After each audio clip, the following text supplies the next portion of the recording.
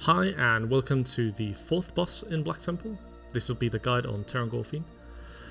Again, this is shot on retail and I'm doing this solo, so I can't show you all of the mechanics, and I'll post a link to a mini game concerning Teron Gorefiend so you guys can practice the hard part of this fight. Now, the first 3 bosses are quite simple and we shouldn't have any issues with them, but Teron Gorefiend is probably the first boss that we'll encounter, who is quite rough. He has a range of mechanics, but the most important mechanic is called Shadow of Death. Every 30 seconds he will apply a debuff to a random raid member that lasts for 55 seconds. After these 55 seconds, the player will die and you will turn into a ghost for 60 seconds. Tanks can't be hit by this.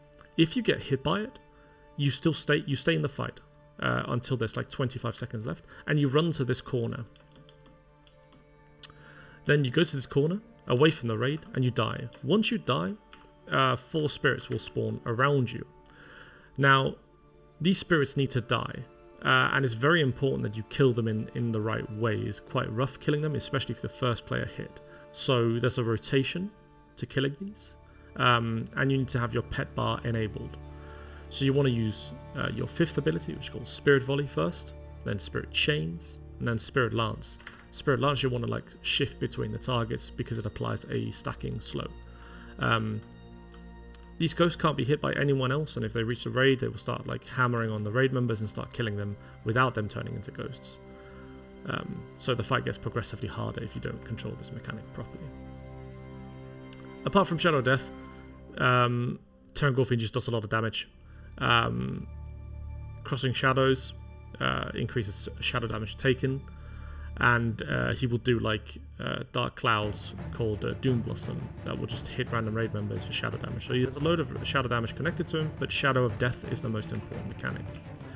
For the rest of the fight, and I'll start engaging it down here. For the rest of the fight, we'll tank him here with main tank at the back of the wall here to give as much room as possible. Now these clouds, these are the ones that will do shadow damage to raid members. This is a Death Blossom thing. But yeah, other than that, there isn't really much to it. The most important thing is clearing this minigame to give you guys some practice on it.